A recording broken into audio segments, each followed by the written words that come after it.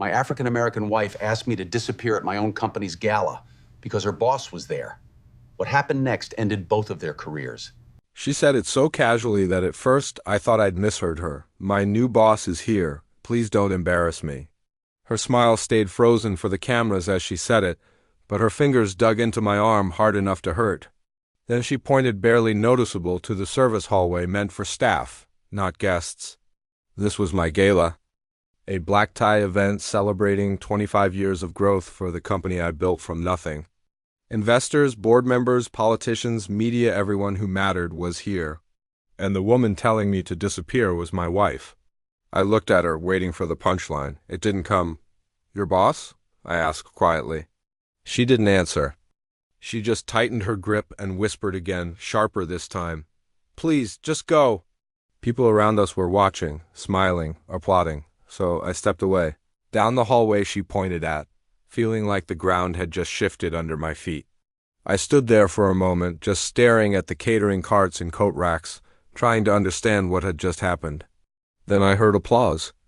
Loud applause. Curious, I walked back toward the ballroom, but stayed hidden behind a pillar near the entrance. On stage, the host was speaking. "Tonight, we'd also like to welcome a new strategic partner who will be working closely with the company moving forward." And then he said a name I recognized, her boss. He walked up on stage like he owned the place, confident, smiling. One hand casually resting on my wife's lower back as she joined him. The applause got louder. My wife leaned into him, laughing at something he whispered. And that was the moment it all clicked. The late nights, the work trips, the sudden coldness at home. The way she'd flinch when I touched her, but glowed when her phone buzzed. I wasn't just being replaced. I had already been replaced. I left the gala without saying a word. That night I didn't confront her, I didn't scream, I didn't cry. I just sat in my study and replayed everything from the last year like it was surveillance footage, every lie, every excuse. At 2:14 a.m., her phone buzzed on the nightstand. She was sound asleep. I wasn't proud of what I did next, but I unlocked it. One message stood out. It said, "He has no idea. After the merger, we won't need him anymore." There was no name, just his initials. By morning, something inside me had gone completely quiet. I wasn't broken. I wasn't angry. I was focused. Over the next 3 weeks, I learned things my wife assumed I never would. I discovered her boss was drowning in debt, that his entire company's survival depended on my firm's valuation, that the merger was structured in a way that only someone with insider access could manipulate, access my wife had. I also learned something else. She'd been quietly altering documents. Small changes, ones she thought no one would ever notice. Shifting ownership percentages. Preparing for a future where I was just a ceremonial founder, nothing more. So I let her continue. I smiled. I played the clueless husband. I even congratulated her on her promotion. Meanwhile, I made my own moves. I froze key accounts. I corrected the documents she'd changed.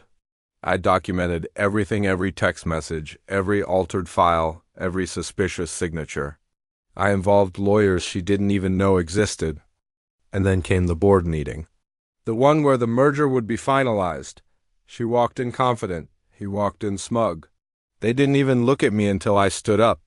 "I'd like to make a small correction before we vote," I said calmly. I watched her face change as the documents appeared on the screen.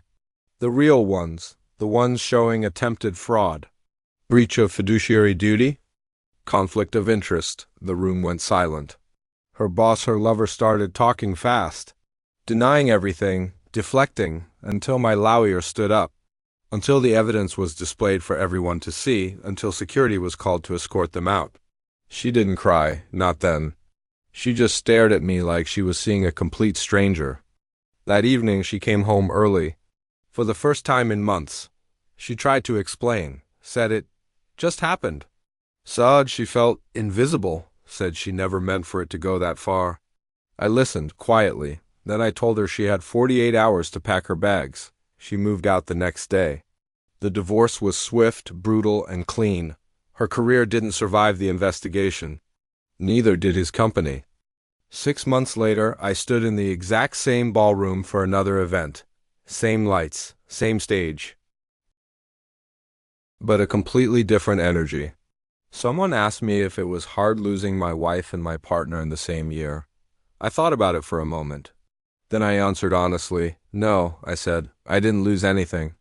I finally saw what I was carrying all that time, and I just put it down. Thanks for watching. Remember to like and subscribe for more stories.